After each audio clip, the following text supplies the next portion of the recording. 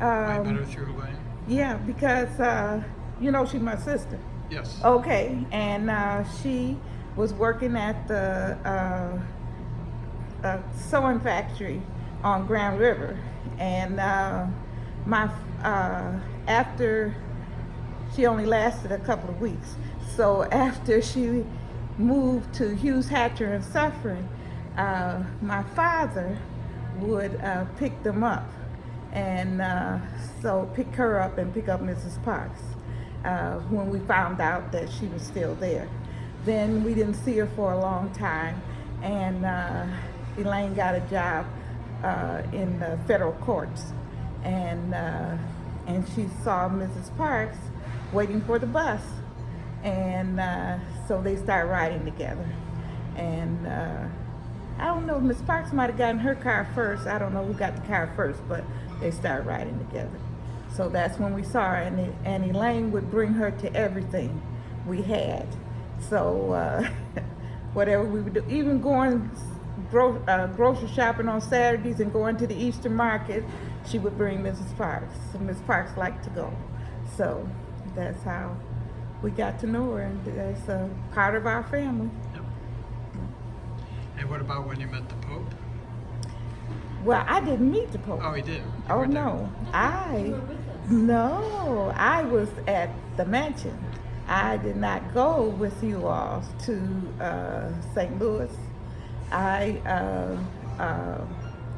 the lady, what was her name? Pat, the Catholic, the other Catholic lady. What was her name? Anyway, we talked. We stayed and talked a lot, but I know the story because I heard it so much. And Mrs. Parks was determined that her message was going to get to the Pope no matter what anyone else said. And she had it written out, and she just walked up and told him what she had to say. I thought that was just wonderful. That is such a great picture. Yeah, That is it such is. a great picture. Nelson Mandela, were you? I wasn't there, Yep. but I was at the house when the call came in. Okay, the call came from, no, Mrs. Parks. Yeah, I think Judge Keefe called to ask how she was getting there to the airport. And that was when we said, well, she wasn't going to our house. We didn't know that she was going. And Elaine said nobody had invited them. And so he said he'd be by to pick them up. And that's what he did. Wow. That's what he did. That's Yeah, incredible. Yeah. So tell me about the organization. Okay, but I also have to tell you about Yes. Nelson Mandela. Okay. When they got there to the airport, of course, there was a crowd waiting for the plane to come in, and Ms. Parks and Elaine kept saying, excuse me, to get through. Now, Judge Keefe had already gone through, and they act like they couldn't hear them. They did not move. They were in the back. So by them being in the back, when he started down the steps, came out of the plane, he could see her in the back. And he said, Rosa Parks, Rosa Parks. And then the land parted. They moved out. They were like, oh, Miss Parks, oh, we didn't know you were here. Oh, Miss Parks. And they let her through. But that's because when he came off that plane, Rosa Parks, that's the first words he said. So, yeah. So the Rosa and Raymond Parks. Institute Yep. for Self-Development. Yes. And it has been going since 1987.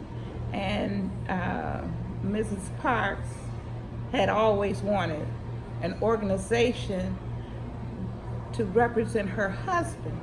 She wanted it to be Raymond and Rosa Parks, but we kept telling her not only was Raymond Parks gone on to glory, but that with her being still here, that it should be Rosa and Raymond. And so that's why it's Rosa and Raymond Parks. And What are you most proud of about the organization? helping young people.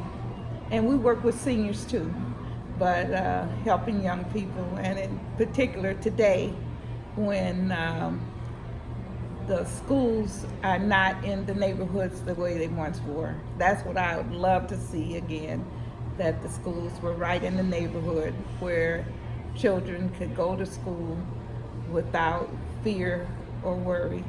And so I'm hoping and praying. Not much to ask, huh? It seems to be insurmountable. And what's so sad about it, we have on 9336 Wildermere is where Mrs. Parks stayed for many years, and we turned that into an office. And it's between Chicago and Joy Road, and on Joy Road is a school called Brady. It was a school called Brady. When they closed the school, we asked for the building, and with other organizations, and they kept saying no. Now that it has been vacant for 10 years, they've claimed that we can get a $10 million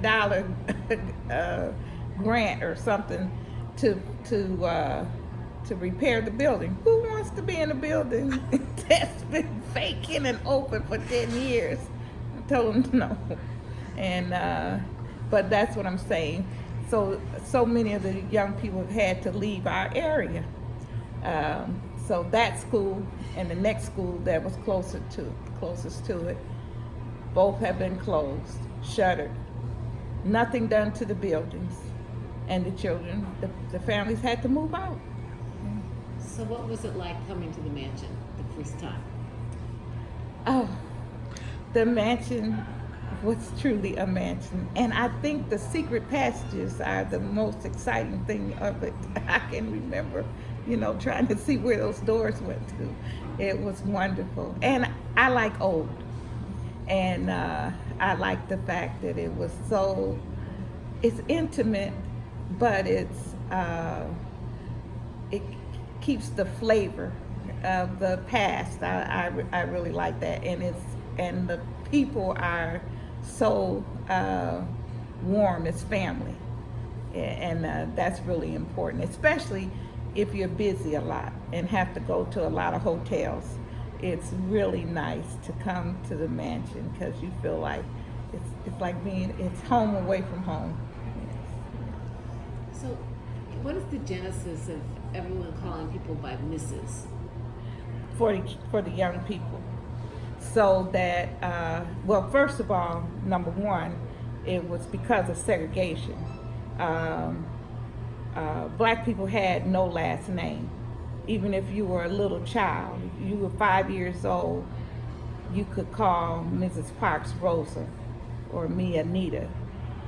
But I was to call you Miss Jane or Miss Mary or Mr. Joe or something like that, and you were 5 years old. So it was a real put down. We had no last names.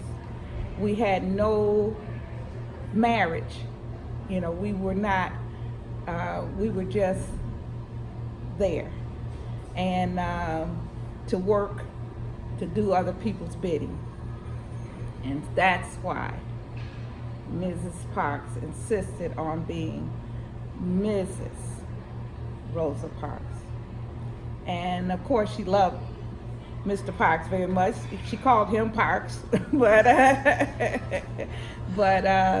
that last name was very important to her, and it was very important that it be used.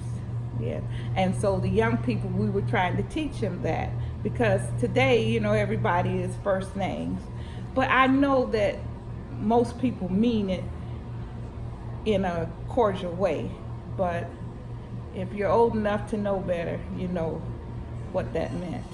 And that's why we teach them, you respect adults, you call them by their last name, and that shows respect.